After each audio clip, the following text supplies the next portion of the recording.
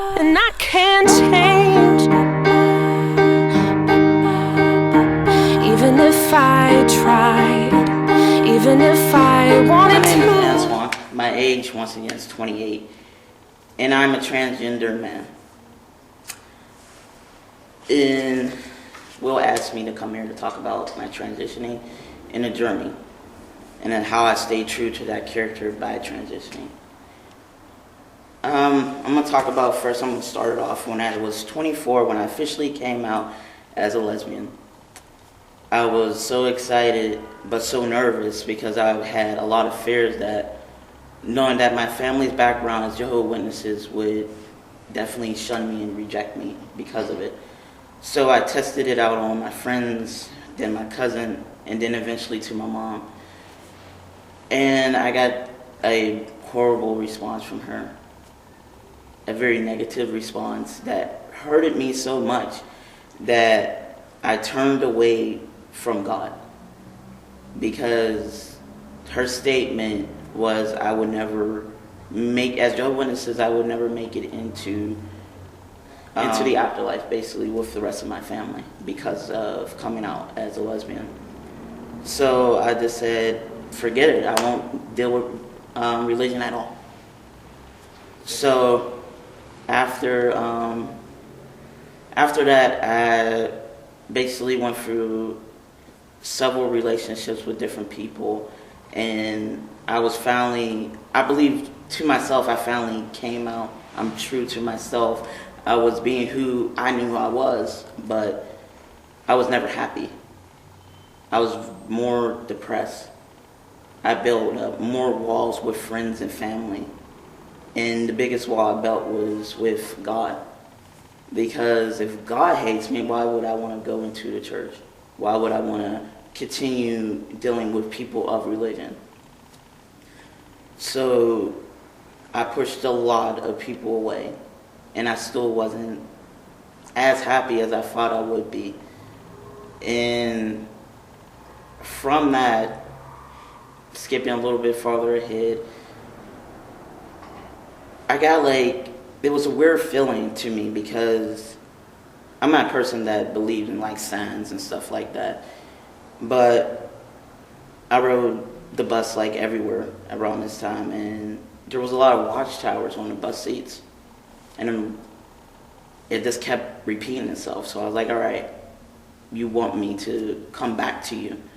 So I decided to search for another alternative instead of going to the Kingdom Hall. So I went online, went to a few sites, didn't really agree with anything. Then I went to Pride, and I saw East Liberty Presbyterian Church booth. I took one of them flyer I was giving out, and I brushed it to the side. I was like, yeah, we'll go whenever we'll go. But when we eventually went, it was in the summertime, and I think it was when y'all were outside. Mm-hmm. And I joke about it because we came around when they was collecting the offering. And I was like, oh, so y'all just collect the offering and we're done. So I went up to Pastor Randy, and me and my girlfriend at the time, my ex now, we asked about the LGBT ministry. We went, he sent us to Will. I went to Will, and the first thing I did was just tell him how much I was looking for a home, built that relationship with God again. And I think I did cry. I cried. The first expression Will got me is somebody was crying in front of him, but it was a cry for help, because being so much out there and being lost in the world, spiritually lost, it's a scary feeling because you bring a lot into yourself. You let a lot in because you don't have that anchor with God at all because you brushed it to the side. So I knew that I needed that. So me and my ex started to come to the church regularly. We went to an LGBT gathering. And at the gathering, there was a transgender individual. Now, to me, I know what transgender was, but I never really had any close relationships with anybody who was transgender. And seeing somebody that was transgender, knew who they were, and they were Christian, it woke something up inside of me, seeing that person be their true self and being able to have that relationship with God. And to me, that was the most beautiful thing I ever had. Seen in my whole life was like, and I quickly went up to the transgender person, like said the most typical thing that everybody said to me when I came out as a lesbian: "You're so brave." And the transgender person said, "I'm just being myself."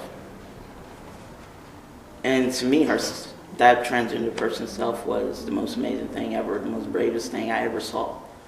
So, skipping a little bit further, I started battling with myself about, am I trans? Or is this a phase? I didn't know what I was around this time. I wanted to search for more information, but the person I was with wasn't very supportive. So we parted ways. And once we parted ways, I hit rock bottom. And by rock bottom, I tried to commit suicide. And from that point, I remember being in the bathroom and crying out to God and saying, if there's a reason you want me to be here, you need to tell me now, because there's nothing tying me here. I turned off my phone. No one knew what I was doing. My mom came over. She had a key. She saw I stopped what I was doing. I went to Western Site and I sat there. And for me, it was this awakening, because I was like, you want me here for something. I just don't know what it is, but I'm going to stick it out. So a couple months after that, I was sitting in my room up in the attic, and I was just thinking about being transgender. And I started Googling things and seeing all the steps of becoming it, and I reached out to the transgender individual that comes to the church, and I talked to that person, and I said, well, I think I am transgender. Then I said, no, I know I am transgender. And we met up, we sat, and the person started talking to me about it. And I was like, these are a lot of risks that comes with transitioning. And she's like, it's a risk that you have to make. It's a decision that you have to make with yourself. Is a risk worth it? And I said for maybe 2 or 3 weeks with that, is it worth it? Is it worth it? And I finally said, it's worth it. I came to church back to another spiritual gathering. I had been away from church for a while. And I came back, and something inside me was just like, I need to tell someone before I tested on my family once again. So I told my church family first. I came in, I said, I am going to start transitioning. I want to be referred as Antoine and use he pronouns. And quickly everybody respected it. And from that point on, everything has been nothing but a joyride. It was a rebirth for me. Because as soon as I went to the doctors and got the first testosterone shot, I was on super high. I was just like, yes, my journey is beginning. I'm going to become who I'm meant to be. And from that point on, everything in my life started falling into place. My relationship with my mother grew stronger. My relationship with friends who I have been distanced with grew stronger. My relationship mainly with God grew stronger, because I was not lying to myself anymore and taking that leap of faith, knowing that God has me and he has a bigger plan for me, and wanted me to use this platform to teach others about transgender issues and to help other individuals with it. And with that, I just felt like the big lesson that I learned I know like a lot of transgender people do not talk about their born gender. Well, the first thing I did before I got the shot and everything, I looked into the mirror and I said to myself, I said, Elise, that was my birth name, Elise. It's time for you to step down. You did everything that you could. I'm so thankful that you stuck it out, but it's now for Antoine's time to be out in the opening. And I said, I love you. You're a wonderful person. And I will always be thankful for you. And that's the first thing I did in the mirror to myself. And through this whole journey, with what Elise taught me is about being so true to who you are. Because knowing that I wasn't true to myself and being in hiding, I didn't have strong relationships. I was not living.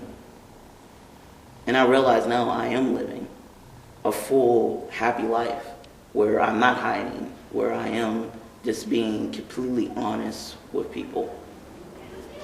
And it's way different than anything I have ever experienced, and being able to just love myself at the end of the day. And for me, being true to my character, how am I being true to my character is not being stealth. Stealth is something that most transgender people do.